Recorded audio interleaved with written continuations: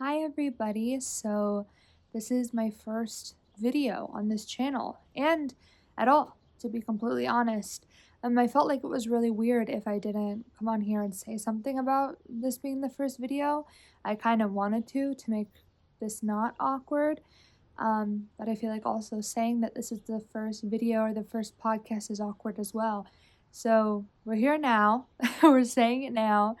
So this is, to be completely honest, this is kind of an experiment. This is kind of for me to make it a safe space. I hate when people say that. I think it's so cliche to kind of say something like that, but I'm a big podcast person, as I feel like everybody is. I'm a visual podcast person, where a lot of people I know are audio listeners. But I kind of, as many people do, and I think it should be normalized, like talking to myself. Especially people in therapy. I find that that's like completely normalized in therapy to like record yourself talking. So this is kind of an experiment to see kind of safe space, ignore that, safe space that I can create with people and see if it comes of anything. And if it doesn't, I think it will be therapeutic to kind of get things off my chest anyway. So we're gonna go from there, and today's topic is limerence. And I hope I'm saying that right, because that's been very heavy on my heart recently. I've seen a lot of people talk about it, specifically women, but maybe that's just because that's who I tend to follow and I tend to listen to, is women. So for those of you who don't know, limerence is this romantic infatuation that is not love. Okay, it has nothing to do with love, but your brain tricks yourself into thinking it's love. So I guess maybe I lied when I said it's nothing to, hey, maybe I'm a big fat liar, because it actually does have to do with love, but it doesn't at the same time. So it basically tricks your brain into thinking it is love. And for somebody with OCD, me, it kind of is just an obsession. And so it also has to do with people with anxious attachment a lot of times, also me. And it basically just, how many times am I going to say basically? It just has to do with kind of, how I think of limerence is like a fairy tale, right? It's kind of this fairy tale idea of love instead of the actual thing of love. And it's not really a crush, it's something different. It's literally this made up idea of what love is. I have found myself in limerence a lot of times. I'm not proud of it, but it's also something you can't control. So I've given myself grace a lot of different times with limerence specifically. And you have to, because you don't really have any other choice. With limerence, you find yourself making up stories about this person as well. So in my experience, and I can only talk about that, I have found myself being breadcrumbed by people. And when this tends to happen, you are texting this person a lot of times, and it's the bare minimum that they're giving you, right? The bare minimum. And you're taking that and then you're giving them excuses in a lot of ways. And a lot of times I have even found like defense mechanisms. So I'm being mean to them or being harder even on text. But in my mind, I'm like, no, but they're probably busy with this. And no, I'm giving them more slack. So even though I'm not like even in, being mean to them physically, like, or I am being mean to them physically, like they don't know that I'm giving them an excuse. That's how I get away with it. But in my head, I'm like, oh, but I'm still going to text them. Like, they're probably busy or they're probably doing this. That's limerence. Because I'm literally making up stories of them being busy because they secretly love me and they secretly want to be with me. That's not okay. And they don't love me. And I don't love them. In fact, while you're in limerence, you are putting that person that is holding a spot, the person holding a spot in Limerence is taking up all of the space for the one who actually wants to be in love with you.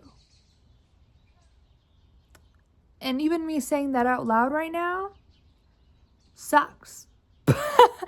Because that's something that I don't even know I'm doing in the moment. That's something that I'm like, I'm not even aware of that in the moment. And I have probably done that so many times that I'm not aware of, because in my head, I'm thinking that I'm not doing that. I'm thinking I'm looking for love actively. And on dating apps specifically, because dating apps is so normalized, in fact, that's the only way I have conditioned myself, the only way that I can find love as someone who is, this is so stupid, but I am more introverted. I am a more extroverted introvert. I've convinced myself that's the only way I can find love. Those people that feed, those men that feed off of women that love Limerence are there, and they're waiting for you because they aren't serious. And as I'm even talking about Limerence, I think that I am looking for love when really I'm just looking for Limerence, because I've convinced myself that I don't deserve love in some weird, twisted way. Isn't that insane? I also want to add, and I think it's interesting how Limerence is often described as like an addiction.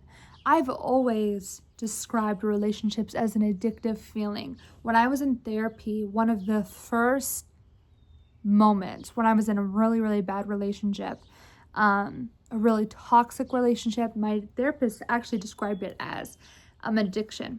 And we talked about it kind of like it was rehab, and that helped me pull away from that, as we didn't talk about it like it was a relationship. We talked about it literally like it was a drug. And that's kind of interesting how they talk about Limerence as it's like an addiction as well. Now, I do think I was in love with that person, but it's kind of interesting, the push and pull dynamic.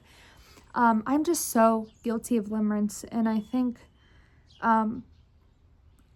there's a thin line between a lot of this stuff that I think I'll be talking about, but I want to normalize it in the sense of not normalizing the behavior as like celebrating it, but normalize talking about it and normalize giving things a name. Because I guess in my experience, sometimes just naming things and being self-aware about it has really changed my perspective on how I handle things. Sometimes just saying things out loud and being like, that's why I'm this way, because of X, Y, and Z, helps me really get a grasp on my reality.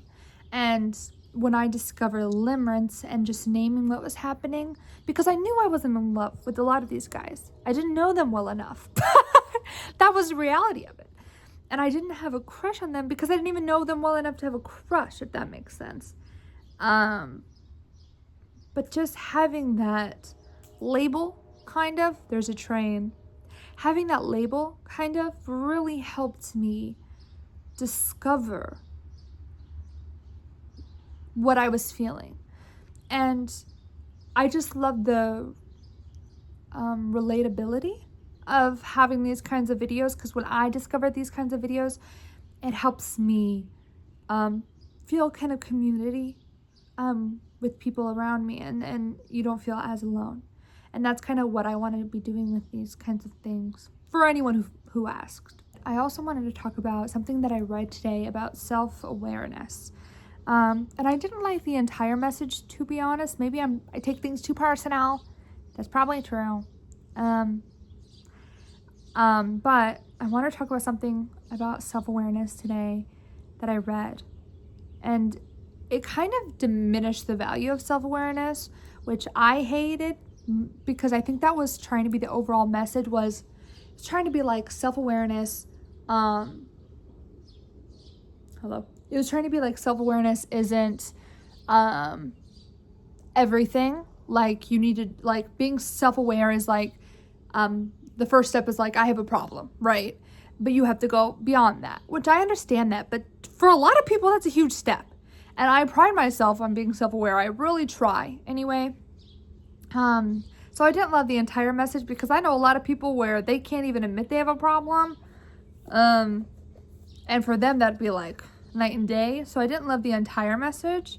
Don't diminish that, in my opinion. But I liked one part of what I read a lot. So that spoke to me. And it was basically like, don't, sometimes you're too self-aware where you give people an excuse to hurt your feelings.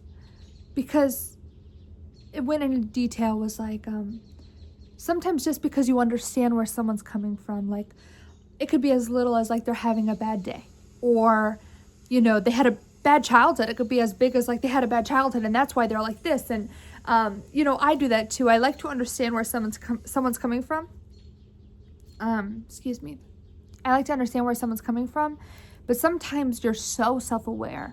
You're so aware of why someone's the way they are, whether it's that day or their whole life, that you excuse their behavior and how they treat you, especially in a relationship. And that's why they act this way, and that's okay. That's okay that they treat me like this because they had a bad childhood. And I know it sounds kind of silly when I say that, but I do think we excuse behaviors because we feel bad for how someone else treated them. That's not our fault. And we're so empathetic and we're so kind, especially as women. I truly believe that we take upon so much of what someone else is feeling and we absorb that and we feel bad for that person, so we let them treat us a certain way. No, we ain't doing that. It's just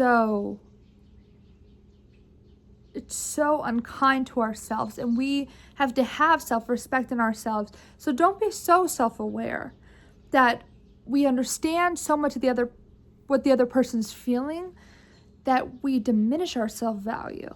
And I think that really spoke to me today, and I think it's a good reminder because it's so easy to do that, right? Anyway, so that was kind of a heavy topic, but I do think it's a cool thing to start on. It's a cool thing to start on Limerence, but I also think there's just going to be little topics that I kind of want to talk about. If you do happen to find this, let me know. I think it'll be a fun little community. I hope so. I hope it speaks to somebody out there. I hope you're kind to yourself, and we'll talk later. Okay, bye.